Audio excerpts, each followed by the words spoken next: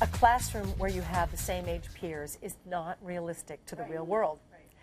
Brian, when you go to work, are you with all 37-year-old men and women?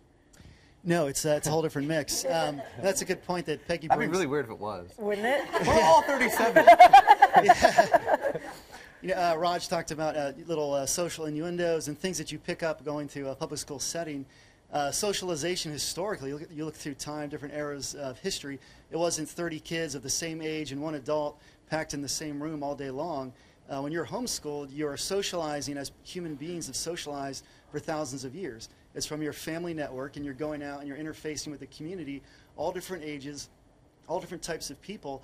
And so the social innuendos and the social skills and character and dynamics that a kid picks up who is homeschooled, I've seen at least, is much better, much more dynamic and natural. And as a public school student myself, I've seen homeschool kids, and I've been very impressed, whether it's Tim Tebow or Sarah, is that you guys seem to be almost like more cool than other people. I mean, what would you say about when public school kids say, like, isn't that weird that you guys like are at home all day, and how do you guys socialize and get those social cues?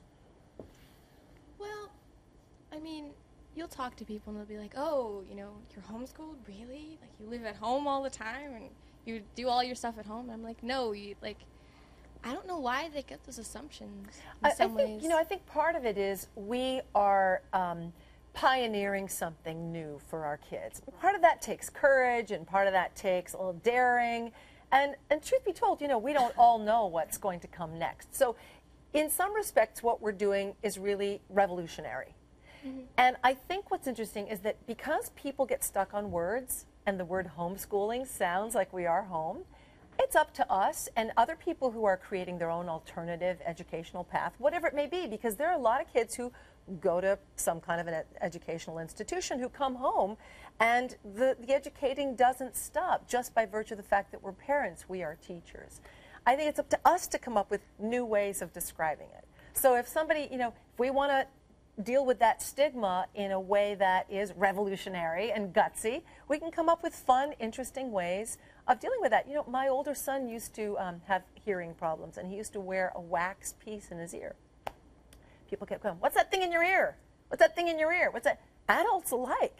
So it's like anything. You have to come up with that snappy, clever answer to everybody who's nosy enough to ask you. But it did make Ben sometimes uncomfortable, because perfect strangers would be saying, what school do you go to? Right. And you have to be able to let your kids know that's not information that's, who's asking? Why do you want to know,